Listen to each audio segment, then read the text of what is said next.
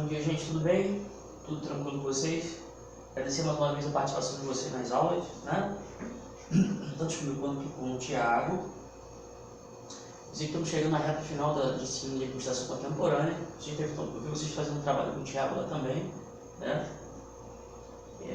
Vamos em maio passar para um próximo módulo, ok? Vou dar instruções para vocês aqui depois, tá? A gente vai dar continuidade àquele material que a gente enviou para vocês lá na plataforma, tá? Hoje nós temos uma atividade também, vou mandar a plataforma, vocês vão mandar por lá, tá? O meu telefone já não comporta mais exercícios que vocês têm batido fotos, então já no WhatsApp por e-mail, só que eu não consigo mais, vai estar lotado, tá bom? A gente vai enviar agora pela plataforma, tá bom? Bom, vamos voltar aqui, falar um pouquinho sobre a questão aí do nosso amigo Henri Fayol, né? Fala a teoria neoclássica, ok? Na segunda etapa, né? Na segunda fase das teorias administrativas, e segundo Fayol, né, as funções do administrador são essas, basicamente essas aqui, as básicas, né? Planejar, organizar, dirigir e controlar, né? É um ciclo administrativo, porque a gente percebe que existe aqui, né, uma interação entre as funções aqui básicas do administrador, né?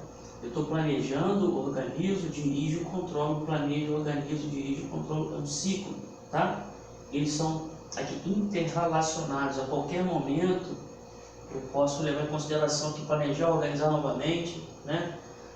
Automaticamente alocar novos recursos, executar o que foi planejado, controlar para saber se foi realmente realizado de acordo com o planejamento, tá? A gente vai ver agora aqui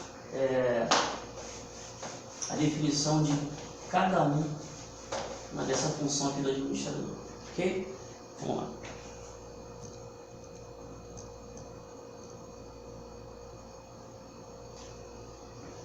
Quando considerados isoladamente, os elementos constituem funções administrativas. O que é planejar? Normalmente o planejamento está aqui, é uma prerrogativa da alta cúpula, né? O operário não está planejando, está planejando sua tarefa. Mas quem planeja aqui a longo prazo, os planos, as metas da empresa, normalmente é a alta cúpula, tá legal? Definir a missão, formular objetivos, definir os planos para alcançar, programar as atividades, organizar, é dividir o trabalho, designar as atividades, agrupar as atividades em cargos ou órgãos, né? Alocar os recursos. Quais são os recursos, gente? Recursos tecnológicos,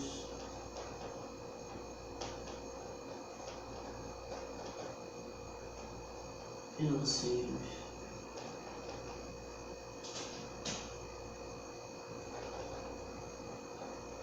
administrativos, né? Mercado,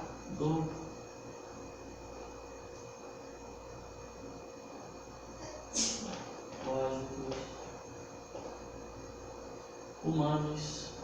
Quais recursos humanos nós iremos utilizar para executar o plano, né? Quem é a pessoa especializada naquilo? Recursos materiais, a gente já falou isso lá no início, né? Quais recursos eu vou alocar para que eu consiga cumprir o plano, né? Definir a autoridade e responsabilidade, ok? São os recursos aí que eu tenho que alocar na execução do plano. Direção é designar as pessoas, ok? Coordenar os esforços, comunicar, motivar, liderar e orientar. E controlar é definir os padrões, né? Saber que, de acordo com o que foi planejado, está sendo cumprido, tá? Monitorar o desempenho das atividades, avaliar o desempenho e a ação corretiva. Então, na verdade, como é um processo cíclico, né?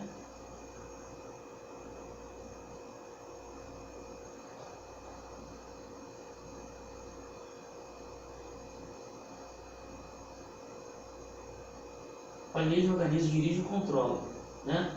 Caso aqui no controle, né? Que eu vou avaliar aqui o desempenho, monitorar o desempenho. Como aqui no controle, se a ação o planejado não saiu conforme, eu vou lá e planejo novamente. Organizo, dirijo, controlo. Não saiu de acordo, planejo novamente. Organizo, dirijo, controlo. É um processo cíclico, tá certo?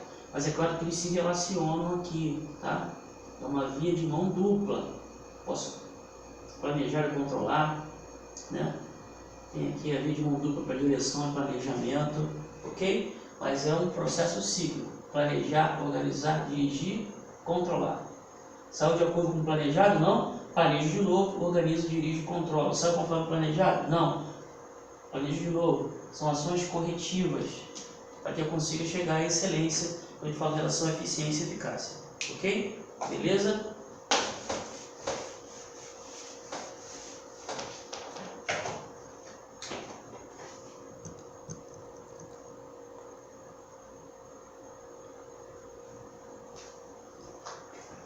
Planejamento, função administrativa que determina antecipadamente quais os objetivos e como se faz para alcançá-los, né? Então, a questão do presente para o futuro. Eu estou planejando, estou prevendo, né, a questão do futuro, ok? Onde estamos agora? Planejamento, onde pretendemos chegar? Onde gostaríamos de estar daqui a 5 anos. Onde gostaríamos de estar daqui a 5 anos? Estou falando em relação à empresa, né? Qual é a meta? Qual é o plano? Ok? Situação atual, plano e objetivos pretendidos. Tá? Beleza? Quem ou quais serão nossos clientes daqui a 5 anos? Legal?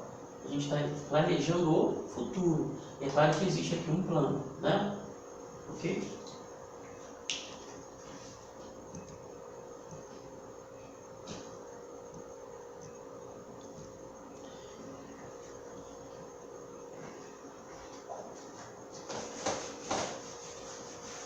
Saber onde pretende chegar, são os resultados futuros que se pretende atingir, são os alvos escolhidos que se pretende chegar dentro de um certo espaço de tempo, aplicando os devidos recursos. A gente falou aqui um exemplo daqui a 5 anos, ok?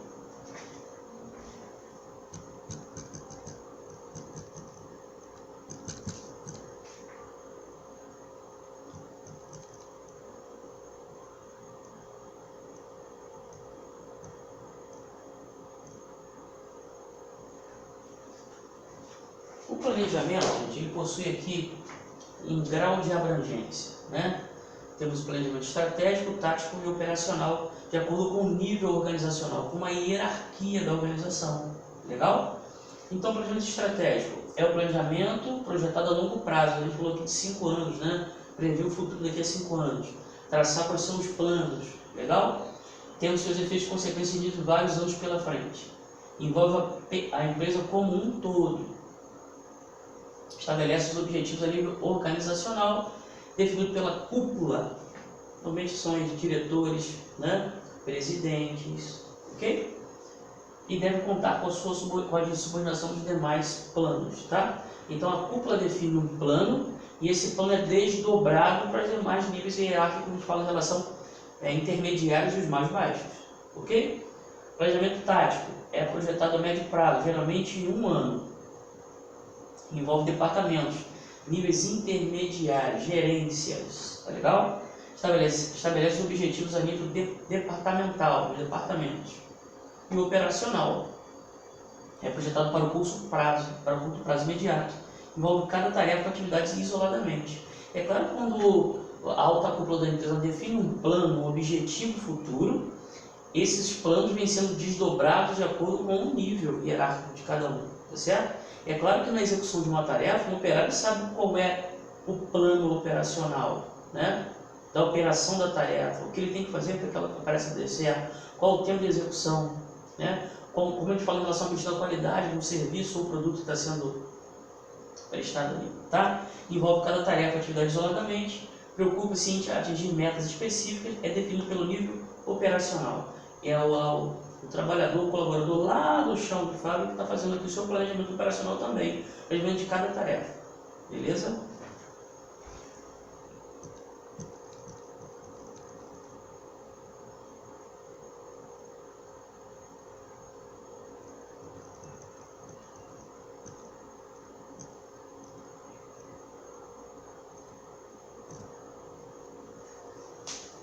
E organização significa o ato de organizar, estruturar e integrar recursos e os órgãos da empresa, bem como definir as inter-relações existentes.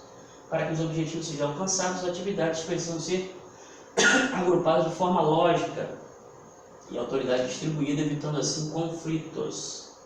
Organizar consiste em determinar as atividades de cada órgão de especialização, a gente fala em relação ao recurso, né? Designar as atividades respectivas, agrupar as atividades em uma estrutura lógica, uma sequência lógica, legal?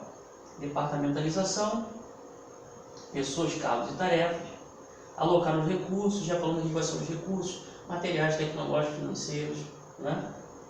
Coordenar os esforços e abrangência da organização, e ao nível global, é a organização que abrange a empresa como um todo, certo? A gente já falou aqui que uma organização, uma empresa, não trabalha na base do improviso, tá certo? E existem aqui um planejamento, um plano, ok? Quando a gente fala em relação à organização a nível global, como um todo, já falamos aqui que existem diversos departamentos, cargos, tarefas, que eles são interrelacionados, beleza? É um organismo, né? E tem diversos departamentos que se relacionam entre si. Um departamento é cliente do outro, ok?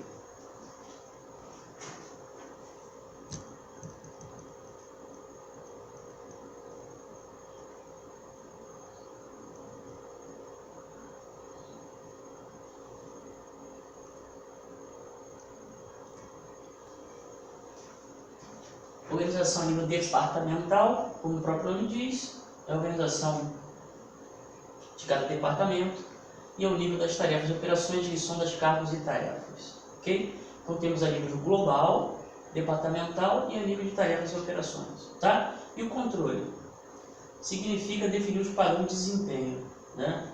Qual é a meta? Eu tenho que controlar. Será que eu consegui atingir a meta? Consegui atingir o meu objetivo? Caso eu não consiga atingir o meu objetivo, minha meta, eu tenho que planejar novamente, organizar, dirigir, controlar de novo. Atingir? Bacana. Legal?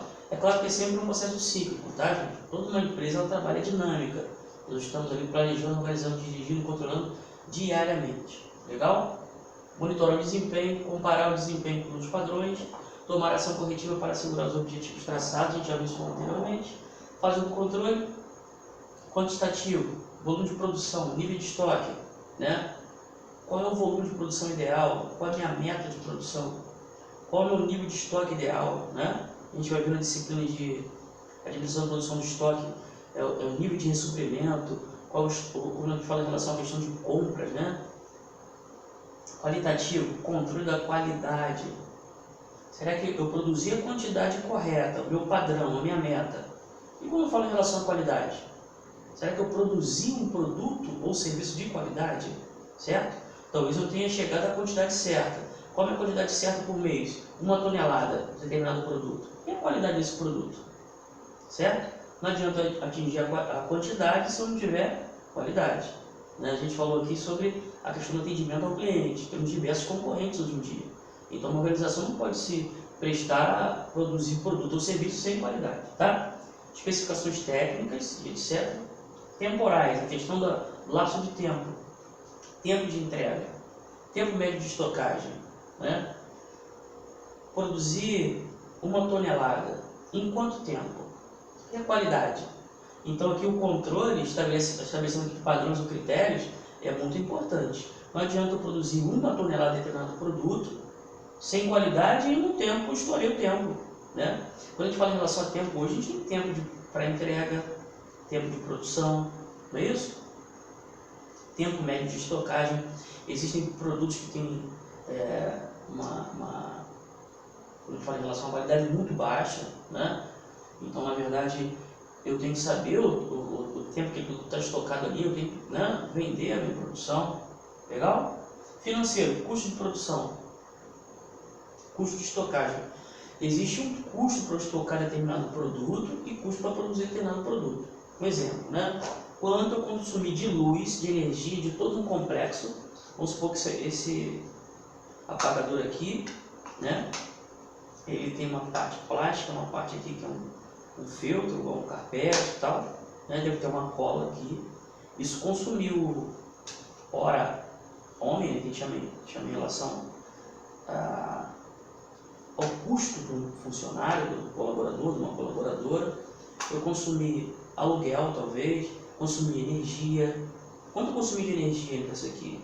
Quanto eu consumi de quanto o salário de um trabalhador foi gasto para fazer um apagador desse aqui, né? De IPTU, de aluguel, né? Quando a gente fala em relação aí ao custo de estocagem, existe um custo para operar um estoque, tá certo? Como é que eu vou calcular isso? Paguei lá, um exemplo, tá? 30 mil reais de energia, mas desses 30 mil, quanto foi gasto de energia para produzir um apagador? Isso vai entrar no custo de produção e vai fazer o custo quando eu formar um preço, né? Eu tenho que formar um preço para vender isso aqui. Então existem profissionais que trabalham na área de custo de produção, para saber quanto foi gasto em cada produto ou serviço, né?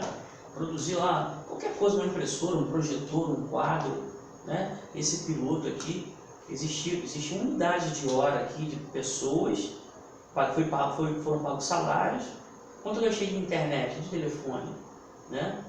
Então, tudo isso tem que ser calculado de propaganda, tem que ser calculado e vai levar em consideração para formar o preço de um produto, é o custo de produto, existe um custo, eu tenho que saber como é que eu formo o preço de um produto. Eu tenho custo de produção, eu tenho lucro, eu vou formar o preço. Qual é o preço? Não sei. Quanto eu gastei para produzir determinado produto? Qual é a minha margem de lucro? Vou formar o preço de venda, tá certo? Então é muito importante saber o custo de produção, tá certo?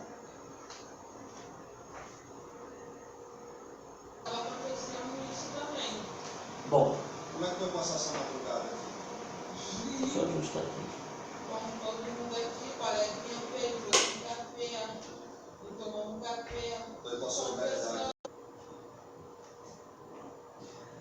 Bom, gente, nós tivemos aqui a primeira fase, tarefas, legal? Segunda fase, estrutura, né? Primeira fase aqui,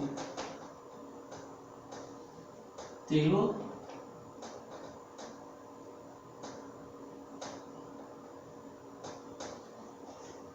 Primeira fase, ênfase nas tarefas, que a gente viu aqui, né? A gente está preocupado aí em mudar, no caso, a administração. Nós não tínhamos aí um método científico, racionalidade, maior produtividade, um padrão, tempos e movimentos, homens motivados somente pela questão financeira, né? Homens econômicos, repetitividade, doenças ocupacionais, muitos acidentes e tal, rigidez, ok? Segunda fase, ênfase na estrutura. Tivemos aí com o percussor Fayol, né? E, na verdade, a gente tinha basicamente resolvido a questão das tarefas, né? Estamos trabalhando aí no modo racional. E aqui, quando a gente fala em relação, quando chegamos aqui na segunda fase, nós ajustamos a questão da estrutura, departamentos, anatomia da empresa, hierarquia, também com a mesma rigidez que nós tínhamos aqui na primeira fase, ok? Essa terceira fase, que a gente chama de relações humanas, houve aqui uma valorização do ser humano, né? Do recurso humano, legal? Movimento de reação à oposição às teorias da escola clássica. Deslocamento de ênfase nas tarefas e na estrutura para as pessoas, no recurso humano. Legal? Então, essa terceira fase aqui veio para dar um equilíbrio e para mostrar que o homem não é uma máquina. Que o homem tem a questão de sentimento, tem motivação, reconhecimento. Legal? O que nós não tínhamos nessas duas primeiras fases aqui, tá? Então, ó, origem da teoria das relações humanas, necessidade de democratizar. Nós não tínhamos uma democracia, tínhamos lá rigidez, pressão por produtividade, repetitividade, imposição de ritmos excessivos, jornadas extensas de trabalho. Então nós teríamos aqui que democratizar e automaticamente fazer com que o colaborador pudesse participar do processo decisório, participar na elaboração de tarefas, participar nas decisões, assim, quando a gente fala em relação não da alta cúpula, mas no seu dia a dia, né? A socialização daquele trabalhador, a inter-relação, né? O relacionamento interpessoal, um bom clima para se trabalhar. Então se preocupou em relação à questão da pessoa, tá? Tivemos aqui ideia de filosofia, né? De psicologia, a experiência aqui de Hawthorne, né? Depois a gente falou sobre essa questão. Vamos em frente aqui, tá? Deixa eu passar.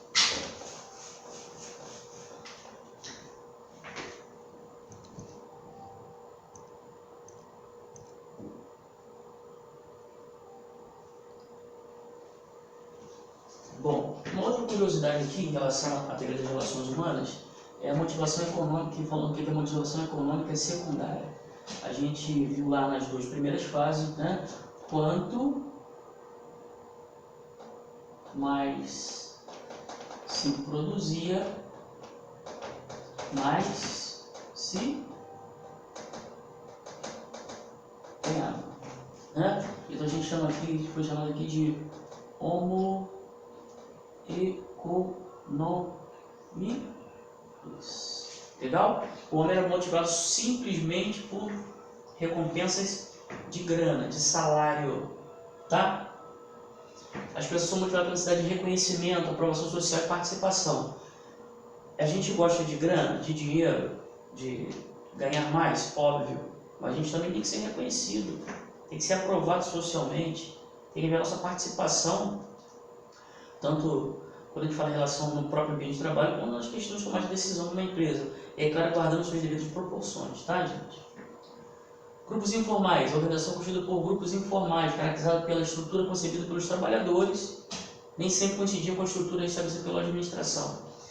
É muito normal e é notório para quem já está no ambiente de trabalho que nós temos grupos de trabalhadores que têm uma certa afinidade, são grupos informais, né? Que podem ser de setores e departamentos diferentes, formamos grupos, vivemos. O homem é um ser social e vive em sociedade.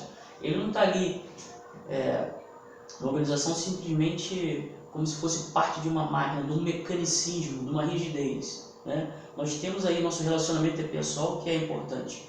Criamos laços, às vezes, na organização muito mais duradouros, mais sinceros do que da nossa própria família, né? Temos afinidade, às vezes, com um amigo de trabalho, do que com o nosso próprio familiar. Tá legal? Isso é muito normal, tá?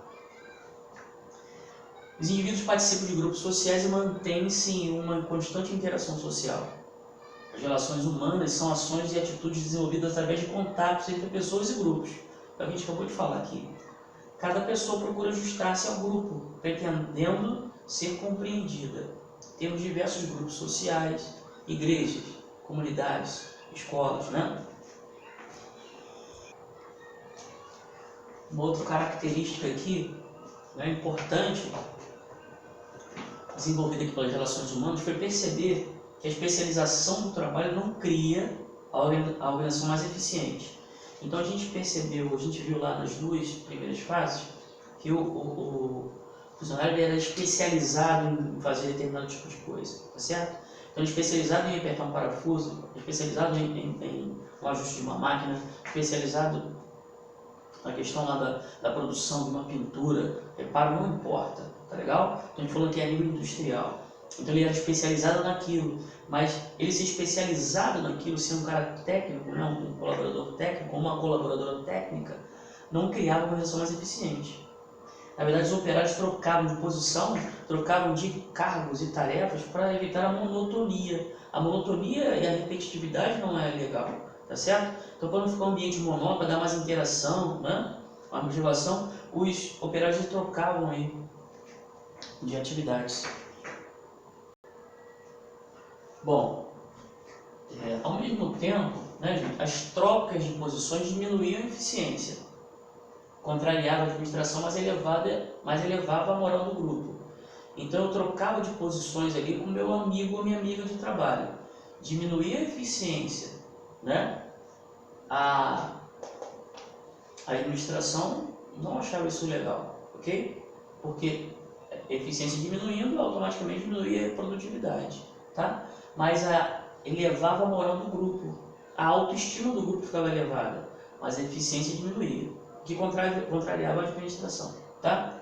O que a gente tinha falado aqui, trabalhos repetitivos afetam negativamente a atitude do trabalhador e reduz satisfação e eficiência. Fazer aquilo o dia todo, a repetitividade não é saudável para ninguém, tá? ênfase nos aspectos emocionais, os elementos não planejados do comportamento humano devem merecer a atenção da administração. A rigidez, né, provocada pela primeira e segunda fase, com ênfase nas tarefas e na estrutura, criaram uma certa rigidez, né? Então tudo era planejado, tudo no mecânico. Então nós valorizamos aqui elementos não planejados, a espontaneidade, certo? O progresso industrial provocou um profundo desgaste no sentimento de cooperação humana, pela questão do mecânico, okay? Do planejado, da rigidez. Os métodos de trabalho visam a eficiência e não a cooperação, simplesmente ser eficiente, não havia uma cooperação entre os departamentos, né? Para resgatar a cooperação humana, Mayo, um grande estudioso também das relações humanas, defendia o seguinte: o trabalho como uma atividade tipicamente grupal, trabalhar em grupo para valorizar a questão do reconhecimento e a cooperação e a autoestima. O operário reage como elemento de um grupo e não individualmente. A tarefa básica da administração é formar uma elite capaz de compreender e comunicar com todo o pessoal. A pessoa humana é motivada pela necessidade de estar junto. Todos nós temos necessidade de estar juntos, né? De trabalhar juntos, trabalhar em conjunto.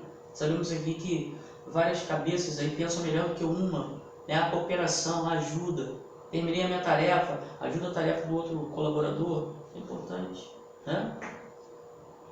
A fábrica como segundo lado dos operários.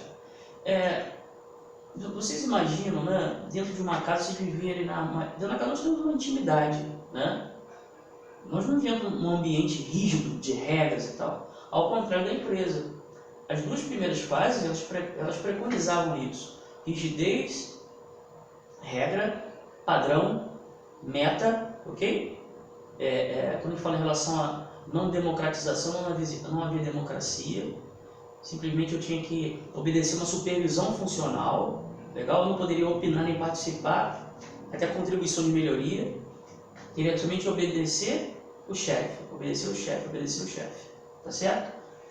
A fábrica como segundo lar dos operários. Na verdade, essa questão de segundo lar, a gente pode evidenciar o seguinte: nós passamos muitas vezes muito mais tempo na empresa do que no nosso próprio lar. Então, por que não transformar esse ambiente num ambiente de satisfação, onde você se satisfazia, né? Você está satisfeito de ir até o trabalho. Legal? Então, essa foi a preocupação aqui em relação a Maio. Dar um ambiente de trabalho mais familiar, né? Com mais interação social, e não só a gente seguir a regra do que é estabelecido pela alta administração. Bom, temos aqui, gente, uma comparação de teoria clássica, legal? Teoria clássica, mais uma vez. Tarefas, legal? E estrutura. Primeira e segunda fase. Ok? Teoria clássica. Trata a organização como máquina. Relações humanas. Trata a organização como grupo de pessoas. Na teoria clássica, enfativa as tarefas ou a tecnologia. Relações humanas enfativa as pessoas. Inspirada em sistema de engenharia, sistema de psicologia, né, gente? Mente, ok? A questão do psico. Okay? Autoridade centralizada, descentralização ou delegação da autoridade, delegar a autoridade ao colaborador, né? Tinha somente a figura do gerente, somente um chefe mandando, unidade de comando e supervisão funcional, aqui é delegação, vou delegar a autoridade para cada um aqui, divisão, democratização, especialização em competência técnica, confiança na abertura, acentuada divisão do trabalho, ênfase nas relações entre as pessoas, confiança nas regras, nos regulamentos, regra, imposição, a gente já falou aqui, essas duas primeiras fases aqui, confiança nas pessoas novamente, clara separação entre linha e staff. Linha, gerência, o líder e os seus subordinados, líder e os operários, ok? Existe uma separação, ó, eu sou o chefe, você é o operário, eu sou o chefe, você é um trabalhador, né? Então eu tinha lá uma diferença, uma distância, ok? E aqui eu tenho a dinâmica grupal interpessoal, a inter-relação entre os chefes e os seus funcionários, seus colaboradores. Na verdade surge a figura do líder, tá? A gente vai ver já, a gente fala sobre liderança e ver qual a diferença entre líder e chefe, ok? Bom, gente, tivemos aqui uma outra decorrência da teoria das relações humanas, né? Maslow, ele descreveu aqui quais eram as principais necessidades aí do ser humano, né? Quando a gente fala em relação à questão, não só na vida profissional, mas também pessoal, né? A primeira são as necessidades fisiológicas, né? Alimento, repouso, abrigo, certo? Né? Segurança, proteção contra perigo, quando a gente fala em relação à segurança no ambiente de trabalho, prevenção de acidentes, doenças, legal? Questão do desemprego, ter uma segurança quando a gente fala em relação ao emprego, ok? Sociais, relacionamento, aceitação, amizade, compreensão, consideração, estima, orgulho, autorrespeito, progresso, confiança, reconhecimento e admiração, e autorrealização é o desenvolvimento e autossatisfação. Isso aqui é colocado em forma de pirâmide, tá, gente? Onde temos aqui a fisiológica, segurança, ok? Sociais e assim sucessivamente. Legal? Chamado de pirâmide de Maslow. A gente vai ouvir falar muito disso aí, da pirâmide de Maslow, que é a pirâmide aqui das necessidades humanas, ok? Bom, nós falamos aqui a diferença, né, gente? Uma outra decorrência aqui, ó, chefe, diferente de líder, ok? Uma outra decorrência das relações humanas foi o surgimento do líder, né, em detrimento do chefe. Existe uma diferença entre chefe e líder. Vamos colocar aqui? Vamos lá.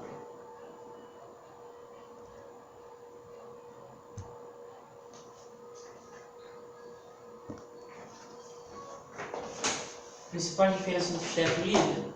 Chefe manda, líder orienta.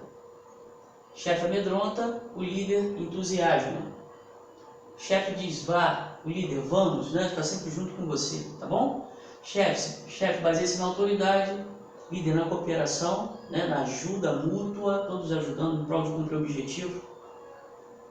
Chefe diz eu, líder diz nós, está sempre junto, a gente já falou aqui em cima. Chefe atrapalha, o líder ajuda. Chefe procura culpados, líder assume responsabilidades. Chefe faz mistério, líder comunica.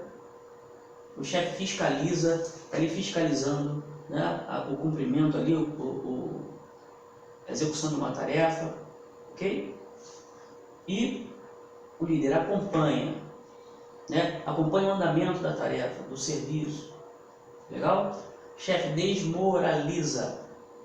Em muitos casos a gente já vai falar, ou já falou, de assédio moral, maus tratos, xingamentos, pressão psicológica. Muitos trabalhadores hoje estão sofrendo aí pressão psicológica no ambiente de trabalho, né? A gente chama de assédio moral, é passível de multa, de injustiça, etc. Depois a gente conversa sobre isso. O líder confia, o chefe promete e não cumpre, o líder nunca promete o que não pode cumprir. São as principais diferenças entre o chefe e o líder. Acho que vocês devem ter aí diversos exemplos no ambiente de trabalho ou na vida de vocês aqui sobre essa diferença. Talvez em algum ponto desse aqui vocês já passaram aí na vida de vocês. Legal? Vamos voltar aqui. Bom, o que temos aqui, gente, são estilos de liderança diferentes, tá certo? Temos liderança autocrática, democrática e liberal.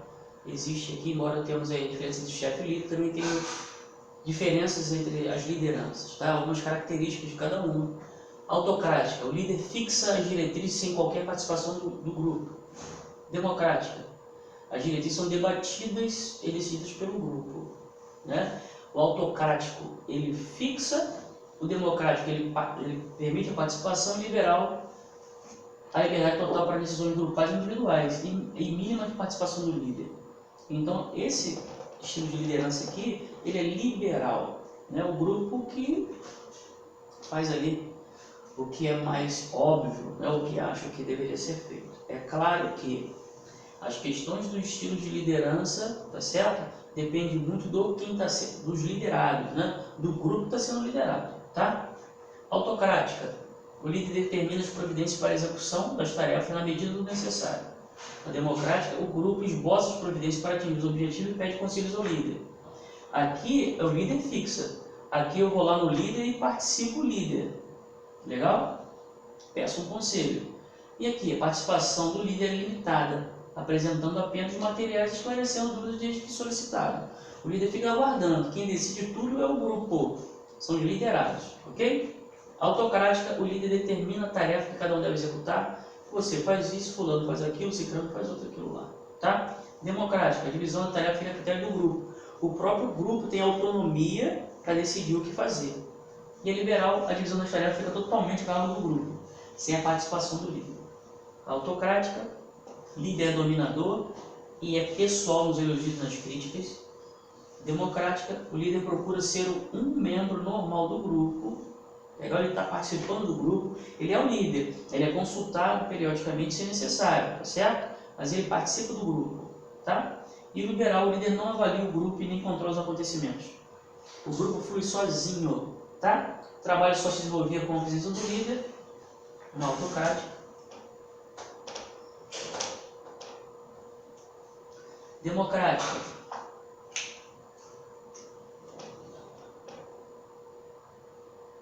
O trabalho se desenvolveu em ritmo suave e seguro. Na liberal, o trabalho se desenvolvia ao acaso, baixa produtividade, porque os liderados faziam o que queriam, tá certo? Existe um outro estilo de liderança que chama de liderança situacional, onde o líder tem hora que ele é autocrático, tem hora que ele é democrático e tem hora que ele é liberal. Mas por que isso? Porque a cada momento ele age de forma diferente, de acordo talvez com a situação, de acordo talvez com o grupo que ele está liderando naquele momento. Então, liderança situacional, ele mescla esses três estilos de liderança aqui. Ok?